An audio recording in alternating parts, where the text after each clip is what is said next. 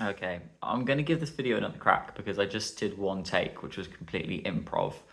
And I think I had some good things to say, but I kind of went off a bit of a tangent and it wasn't very focused. So I've written some notes. Uh, and also, I'm going to try and be more mindful so as not to be performing. And I'm going to try my absolute hardest to embody the subject of this video, which is being yourself. Um, so, being yourself. My assumptions for this video are that you, this sort of hypothetical figure I'm making up in my mind, who maybe, is experiencing this from another perspective later in time after I record this. Waffle. You mean well. You try to be a good person. You're not a homophobe, say, or a racist. And yeah, you're like many people in our generation, in our society, in some way drawn to this idea of being yourself. What does it really mean? So, getting into my notes, there's this piece of dating advice which I find very, very interesting and relevant, which is, whenever you say to somebody, oh, I'm really nervous about this date, like, what should I do? Be yourself, right? And I think that is actually a very, very scary thing to do, especially in a fresh romantic context, or for many people in my generation and generations below as well, even if you're just meeting somebody, as a friend for the first time. The idea of going into a new social encounter as oneself, my truest form, is very, very scary. And I want to talk a little bit about the reasons why maybe that is. My background, so I'm 25, which means my frontal lobe, presumably, is nearing maturity. So I'm only, maybe this is an excuse for not having been more conscious in the past, but I like to think that I am around about now coming into full capacity for consciousness as an adult. That's one thing. Since I turned 21, I have been on a sort of winding journey of self-discovery and self-help and all of that sort of jazz. And this kind of question has been very, very relevant to me, especially within the past couple of years. So I started going to therapy when I was 21. I went to therapy, I had about a year and a half with one therapist, had a break for like 6 months or a year, and then had a stint of 3 or 4 months with another therapist. My first one was a person-centered therapist, if you find that interesting. And my second one was a transpersonal therapist, which I have different views on now, maybe, than I did at the time, but besides the point. So I've been in therapy. I was very, very interested in Buddhism for a few years. It started with watching The Midnight Gospel on Netflix, which I do highly recommend. And then listening to the Duncan Trussell Family Hour podcast, who's the guy who The Midnight Gospel is like, that's the podcast that the episodes are based off of. And he's a very sort of, he's into his psychedelics and his mysticism and Buddhism. And so I went down this kind of Buddhist road. I listened to lots and lots of Dharma talks. And then I went to one Buddhist retreat. And I basically just realized at the end of it that I was doing some big form of spiritual bypassing through Buddhism. And I'd, without realizing it, sort of colored my entire worldview through this Buddhist perspective. And I basically just had this moment of separation where I had the experience of thinking all the other people on this residential, where a lot of them have this kind of religious faith in this thing, and actually, like, I am not religious. So I kind of separated after that. But I did learn a lot about consciousness and the Buddhist idea of a sense of self. And around the same time, and throughout and a bit afterwards and a bit before, I also learned a little bit of psychology. Specifically, I was interested in the mechanics behind therapy. So I know a little bit about psychoanalysis. I know a bit about trauma. I know a little bit about the neuroscience of that. And basically, I read this book, The Body Keeps the Score. I read that, which I also highly recommend. It's all about trauma and how it affects people. And I basically came to this conclusion or realization or piece of knowledge or whatever. I also read Alice Miller as well, who I highly recommend. She had this book, The Untouched Key, which I just think is like kind of mind-blowing. I'm going off topic again already. So I read this kind of psychology stuff and came to this piece of knowledge, which is that mostly we're kind of determined by the experiences we have, right? And the same is true with shame, which is a very lovely segue onto why is it so hard to be yourself? I don't know you. I'm guessing. I guess this is based on my own experience, and particularly my experience the past year since I moved cities. I'll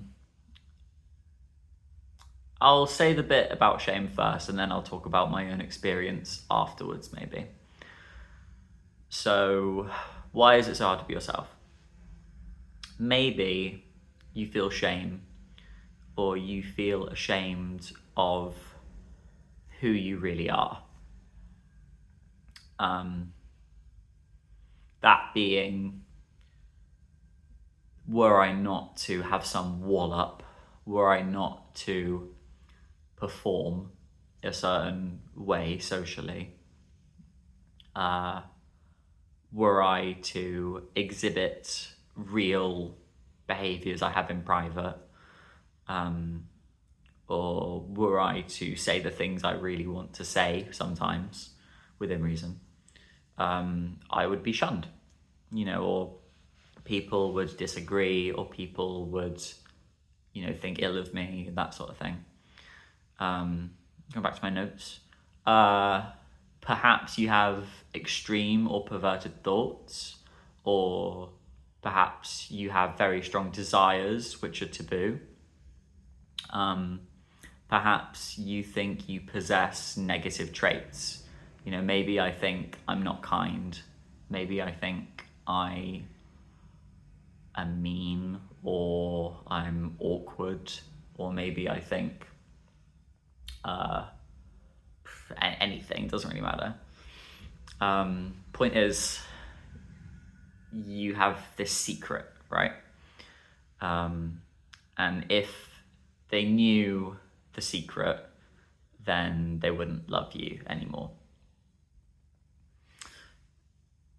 I think there's a fork in the road here. There's one way you go off, which is into why. Why do you feel that way? And I think it's very, very important to explore that. I can't tell you that, though, because I think it's, there's so many individual circumstances. But if you're in this situation, and you have this feeling of, if they knew who I really was, they wouldn't love me.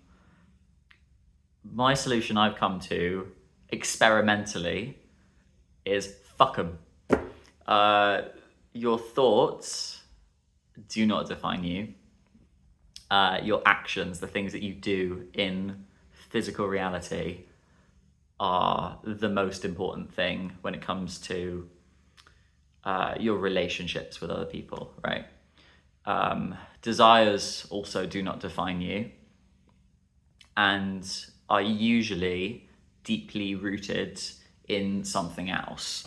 So quite often an extreme desire for one thing is actually a desire for something completely different. This is a psychoanalysis idea, right?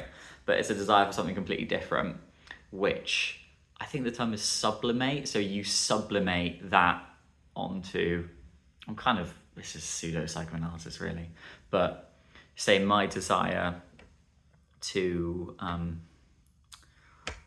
eat snacks is really me trying to fill a gaping void in my self-worth, like that sort of thing. So, I think everybody has those kind of weird desires as well. But yeah, fuck them. I'm going to come back to that. So, why is it so hard to be yourself? Maybe you're in a situation where you actually know for sure that other people will shun you for being who you really are. And yeah, same goes, fuck them. What you have to realize, and this was the big realization for me, was you are not born feeling ashamed of yourself. Your core emotional experience, I suppose, is beneath that feeling. And probably you were made to feel ashamed of being that person or have those thoughts about yourself because of something outside of you, be that other people probably, society. Sitting cross-legged, I'm really actually not that good at it. I do it because it's convenient, but it really hurts my ankles.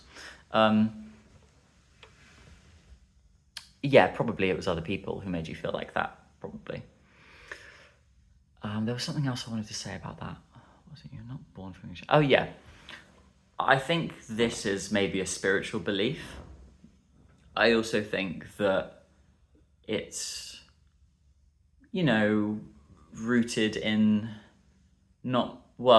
faith, I suppose.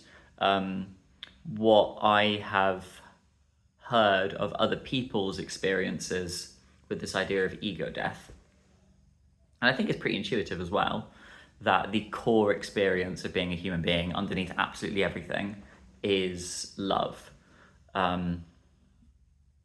It's like you can probably, maybe you can't, but in my head, I imagine it being the feeling of like being a baby and like being with your mum, right? And yeah, I think maybe it's a belief, but people who have these sort of ego death experiences describe letting go of absolutely everything, and sort of, in a way, dying or experiencing death, letting go of your attachment to absolutely everything. And they describe the state that you enter into as a state of just love. And regardless of if you take that with any merit or not, I think there's another view, which is that you're basically born neutral, and it's the experiences you have in life that determine if you're going to be a good person or a bad person. It's the experiences... the fan on my computer just started going. I don't know if you can hear that. The experiences you have in life that determine whether or not you're going to feel good about yourself or feel bad about yourself. So your shame, you got it from somewhere, and you can find out where you got it from as well, with enough sort of self-exploration. Okay, Maybe, yeah, do you know what? I'm going to talk about what you can actually do, and then maybe I'll talk about my background with all of that stuff at the end of the video, so that if you've watched so far and you just want to find out what to do, I'm going to tell you, and you don't have to stick around for my context. It's not actually that important. It's maybe just interesting for you. So what can you actually do about having this feeling of it's hard to be myself? A lot of this is stuff which bits I've picked up from various like therapy YouTube channels, advice I've had in individual therapy, mostly that sort of stream as opposed to any of the spirituality or self-help stuff. But basically, prioritize having people around you in your life who make you feel accepted for being who you are. Limit or eliminate the time that you spend with people who, when you're around them, you don't feel accepted for who you are, and you feel, ashamed of yourself, or you feel shame, or you feel like they might have ideas about you which, you don't like, and things like that.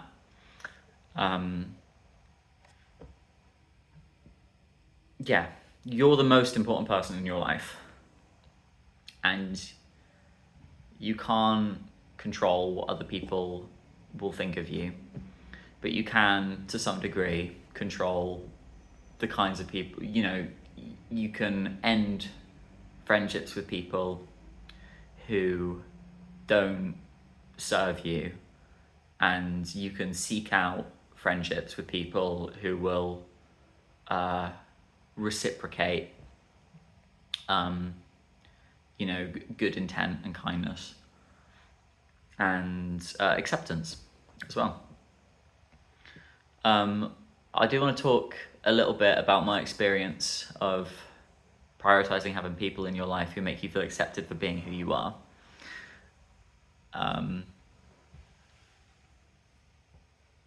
I have a friend at work. He's a dear friend who, if my hair looks bad, he'll tell me. He'll go like, wow, what's going on with your hair today, Arthur? And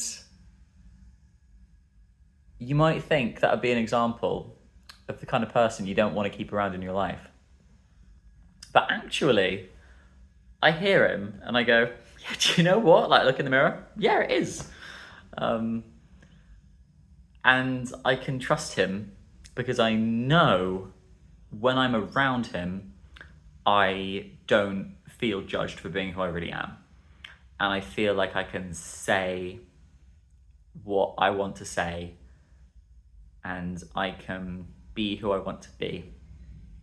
And basically, if he disagrees with me about something, he'll challenge me, but he won't remove his love for me. And I offer him the same, I think that there's that unconditional aspect, maybe. And I do think, for what it's worth, that friendships and relationships are, and maybe should, mostly be conditional. But I think that there's an unconditional aspect to all of my deepest friendships, which is the very reason why they've sustained so long. It's this idea of like, well, whoever you are, I will continue to love you and be your friend. And it's, if you've never experienced that, I guess it's hard to know what it looks like and know what it feels like. And also, you have to go into every social encounter with this thing in mind of like, oh, I didn't say something earlier I really, really needed to say.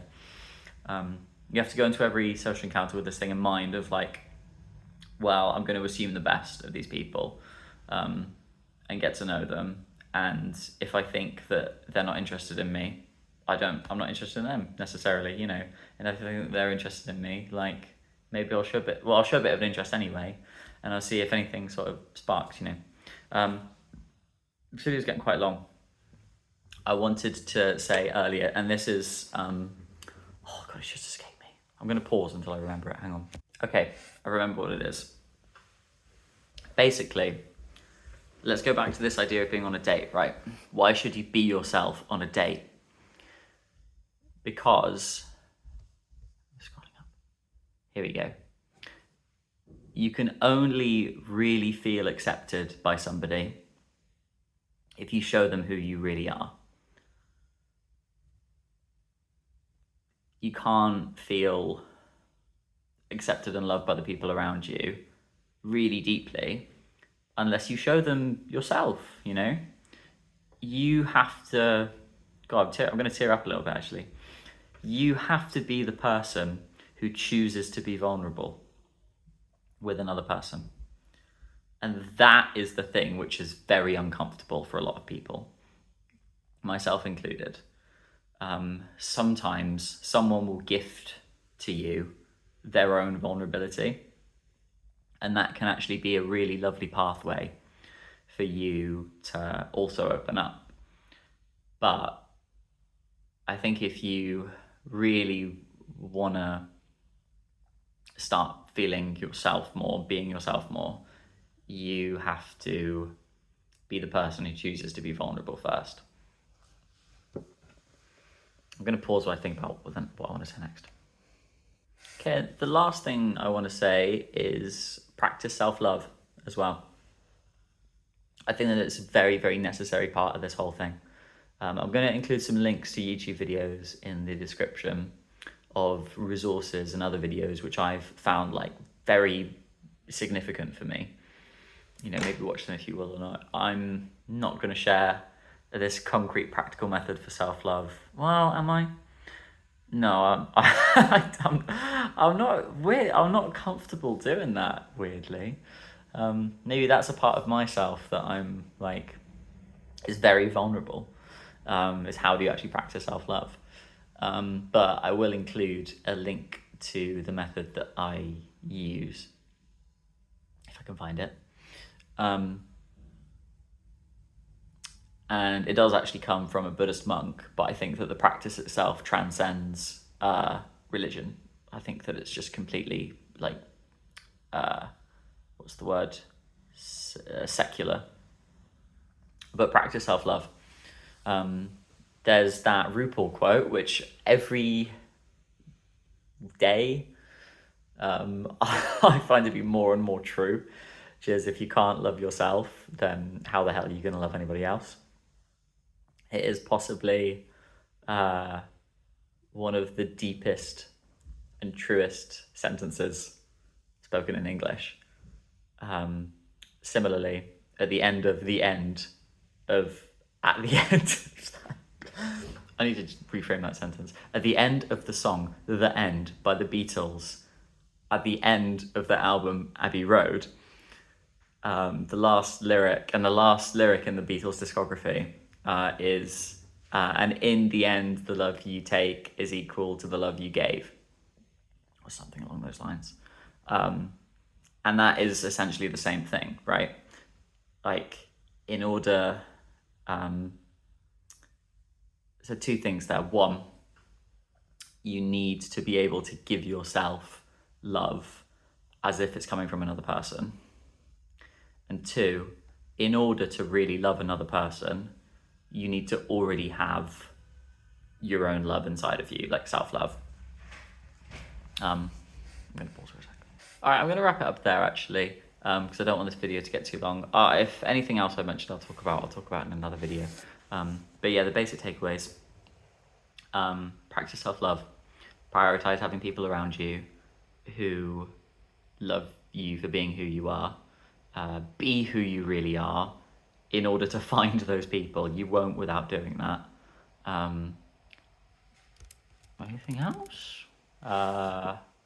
Yeah, and also limit time that you spend with people who don't accept you, or you feel like they don't accept you for being who you are.